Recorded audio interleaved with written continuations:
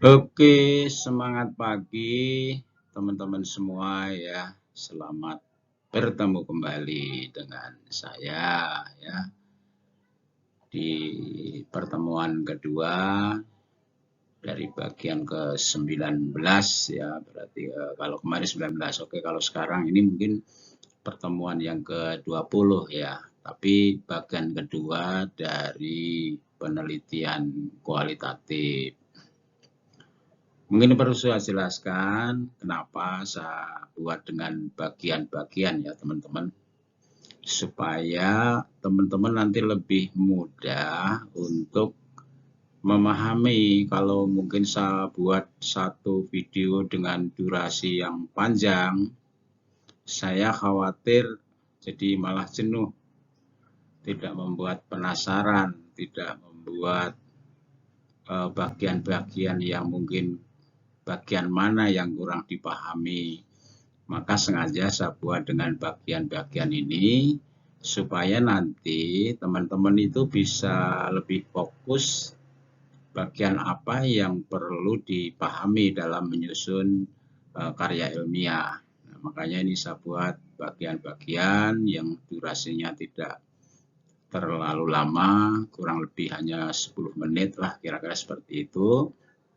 Sehingga nanti bisa menemani teman-teman pada saat menyusun, wah ini saya yang bagian ini kok kurang paham umpamanya. Nah makanya ini saya buat bagian-bagian, tujuannya adalah agar teman-teman bisa lebih fokus ke bagian mana yang perlu dipelajari atau dipahami ya. Itu teman-teman sebenarnya. Nah baik, kita mulai di bagian kedua. Ini adalah fokus penelitian dan jangan lupa subscribe-nya ya teman-teman ya. Fokus penelitian atau fokus kajian penelitian kualitatif ini sebenarnya kalau di kuantitatif sama dengan batasan masalah ya. Batasan masalahnya apa kalau di kuantitatif? Nah, kalau di kualitatif istilahnya adalah fokus tentang kajian penelitian. Supaya nanti tidak bingung kok beda-beda istilah, memang agak sedikit berbeda tapi maknanya sama ya. Jadi fokus kajian penelitian itu kalau di kuantitatif adalah batasan masalah. Nah ini secara konseptual nggak perlu saya sampaikan secara kata per kata ya. Intinya adalah dalam penelitian kualitatif perlu juga kita fokus membatasi masalah apa yang akan kita teliti. Sekali lagi saya ingatkan bahwa penelitian itu bisa dilakukan manakala ada masalah. Nah, di kualitatif kita lebih fokus satu masalah yang esensial. Ya, kalau kemarin di bagian 1 saya sampaikan misalnya tentang kecerdasan spiritual, ya, maka kita coba satu masalah ini. Jadi variabelnya sekali lagi variabel mandiri. Kita tidak menguji berbagai variabel ya. Itu kira-kira sekali lagi saya contohkan di sini mengingatkan pertemuan kemarin bahwa materi kita adalah tentang kecerdasan spiritual yang dimana itu adalah bagian dari soft skill ya. Nah, fokus kajian penelitian harapan kita adalah kita mengharapkan ada suatu kebaruan ya, atau novelty ya. Sebenarnya dua-duanya lebih bagus kalau kita bisa menemukan kebaruan. Kalau di kuanti dari riset gap-nya apa, nanti muncul akan suatu kebaruan novelty-nya itu. Nah, kemudian sama ya di kualitatif juga lebih fokus diharapkan bisa menemukan kebaruan. Jadi state of the art-nya kelihatan ada gitu seperti itu. Sama. Nah, kalau di kuanti di sana juga akan kita temukan, akan kita buat misalnya hipotesis. Kalau di kualitatif hipotesis itu adalah proposisi. Ya, jadi kita diharapkan juga kita bisa membuat suatu atau menemukan atau menghasilkan suatu proposisi. Saya contohkan, contohnya sudah saya jelaskan tentang kecerdasan spiritual di masyarakat Randu Kuning misalnya, itu yang kalau kemarin kan di Kuanti budaya kerja, kerjasama tim dan kinerja. Kalau di sini adalah kecerdasan spiritual pada suatu masyarakat umpamanya. Nah, gambaran umumnya adalah bahwa fokus kajian penelitian di kualitatif ini kita harus memahami atau gambaran umum tentang situasi sosial masyarakat. Nah, inilah nanti yang setelah kita mengetahui secara lebih mendalam, karena penelitian kualitatif memang ditujukan agar penelitian itu dilakukan secara lebih mendalam, sehingga kita lebih fokus pada satu permasalahan. Nah, bagaimana kita mengemukakan tentang hal-hal yang perlu dalam penelitian kualitatif? Di sini sebagaimana disampaikan oleh Prof. Sugiono bahwa ada 4 alternatif untuk menetapkan fokus, ya, supaya kita lebih fokus. Ternyata memang dipersyaratkan minimal ada 4 hal, yaitu yang pertama, menetapkan fokus permasalahan yang disarankan oleh informan. Nah, informan itu kalau dalam kuantitatif adalah responden. Nah, kalau di kualitatif istilahnya adalah informan. Ya. Jadi informan ini adalah orang-orang yang akan menjadi sasaran kita untuk menggali, mengumpulkan informasi atau data-data penelitian, ya. Informan kalau di kuali, responden kalau di kuanti, ya. Nah, kemudian dikatakan fokus, memang kita harus pada suatu area tertentu atau domain-domain tertentu. Misalnya tadi masyarakat mana, kan masyarakat itu luas, berarti bisa masyarakat secara luas itu kan belum fokus, maka fokuskan pada satu masyarakat tertentu. Dalam contoh tadi saya contohkan adalah misalnya domainnya, areanya adalah masyarakat Randu Kuning tadi, ya, Randu Kuning. Itu persyaratan kedua.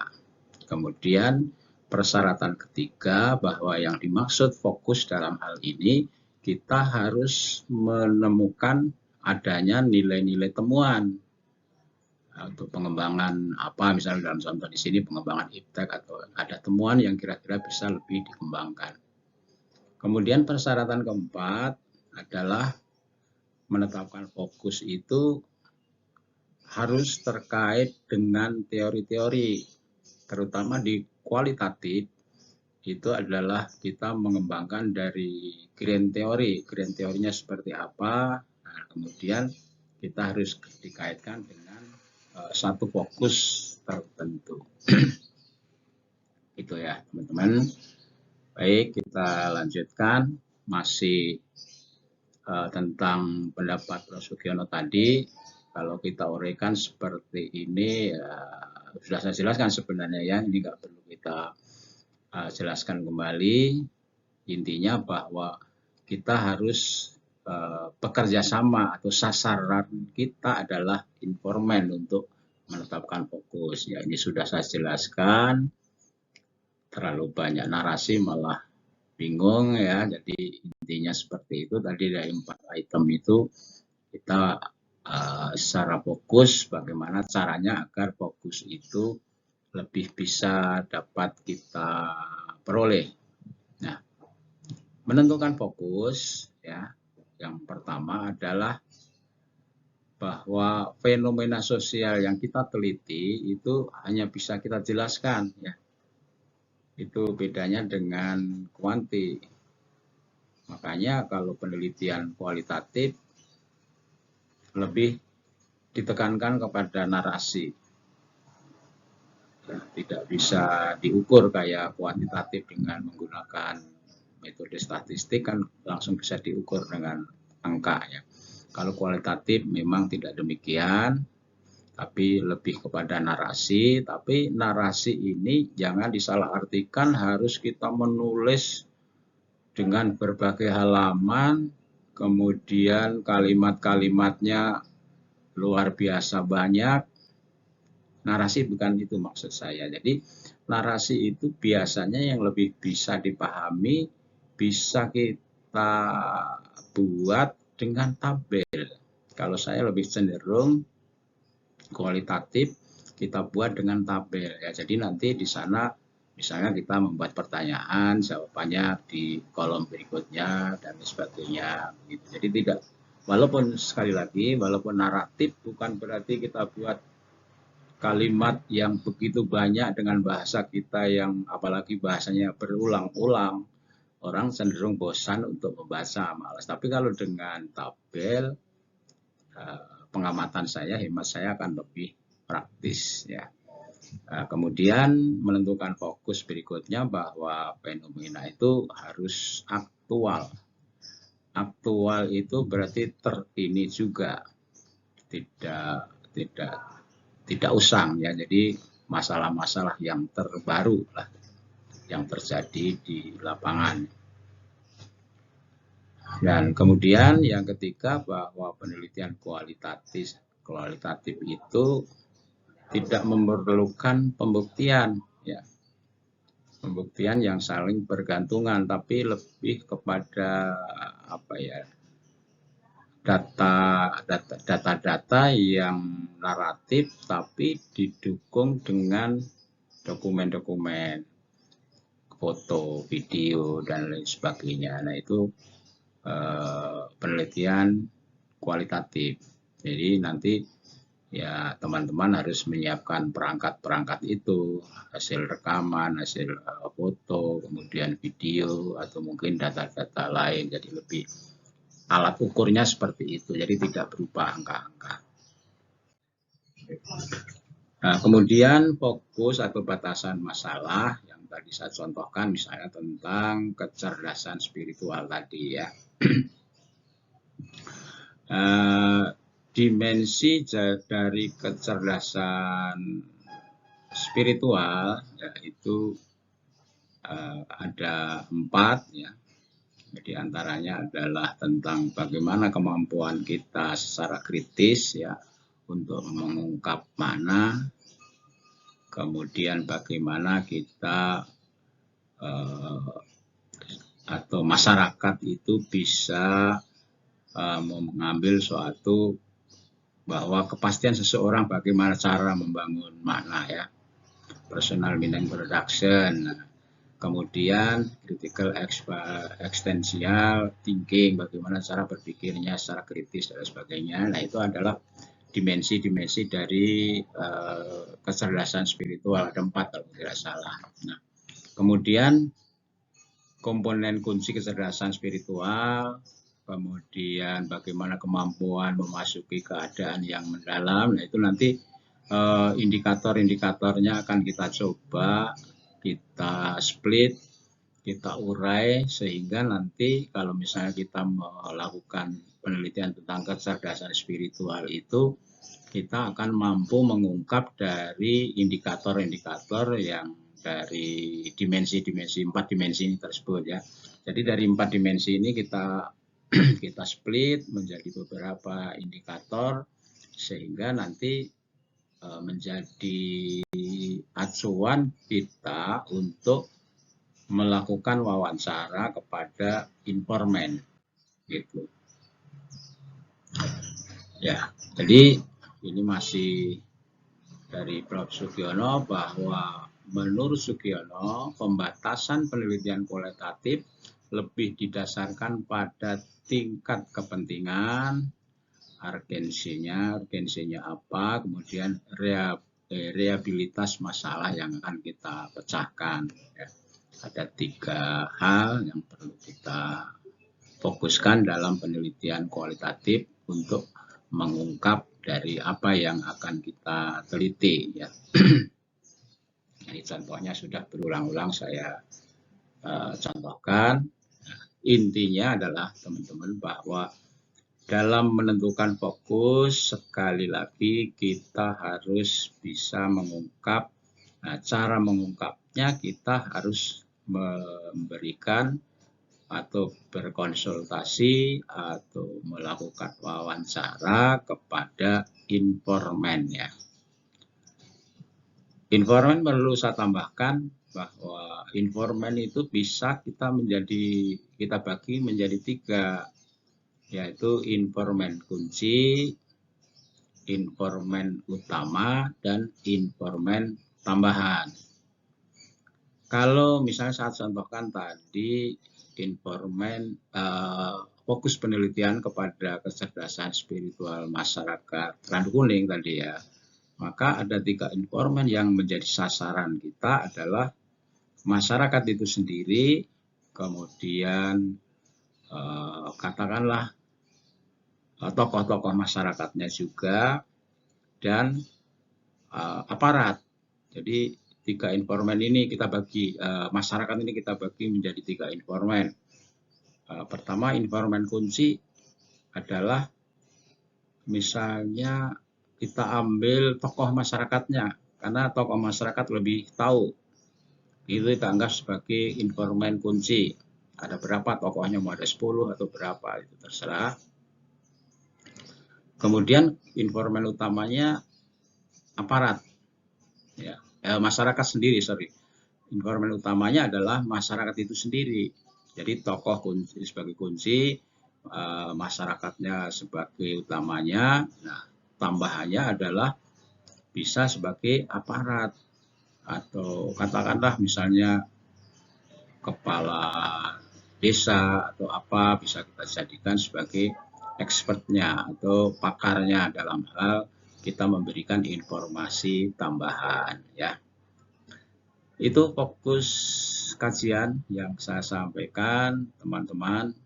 Sekali lagi bahwa fokus kajian penelitian dalam penelitian kualitatif sama dengan batasan masalah kalau kita melakukan penelitian kuantitatif ya.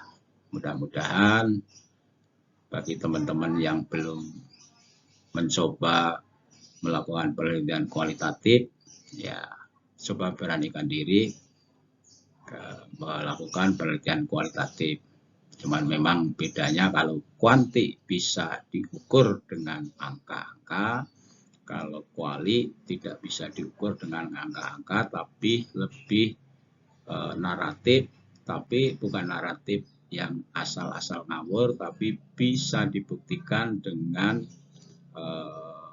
hal-hal lain seperti tadi foto, rekaman, kemudian video atau hal-hal lain ya.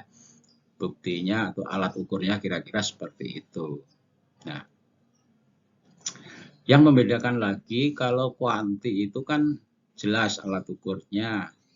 Kalau kualitatif, alat ukurnya setelah di backup dengan dokumen-dokumen tadi, kemudian dari seluruh informan ternyata hasil wawancaranya dalam tanda kutip relatif sama, maka berarti penelitian kita, penelitian kualitatif kita adalah jenuh. Penelitian kualitatif itu dikatakan selesai adalah manakala sudah jenuh. Nah, yang perlu dipahami bukan jenuh meneliti ya, teman-teman. Jadi yang dimaksud jenuh dalam penelitian kualitatif adalah bahwa dari berbagai informan yang kita hubungi, yang kita lakukan wawancara, jawabannya semuanya relatif sama. Itu dikatakan jenuh. Jadi kalau semua jawaban informan sudah sama dari fokus penelitian tadi tentang kecerdasan spiritual, maka penelitian kita selesai. Itu ya teman-teman sebagai pengantar kedua tentang penelitian kualitatif ya. Sampai ketemu, semangat pagi sekali lagi. Sampai ketemu di bagian ketiga. Assalamualaikum warahmatullahi wabarakatuh.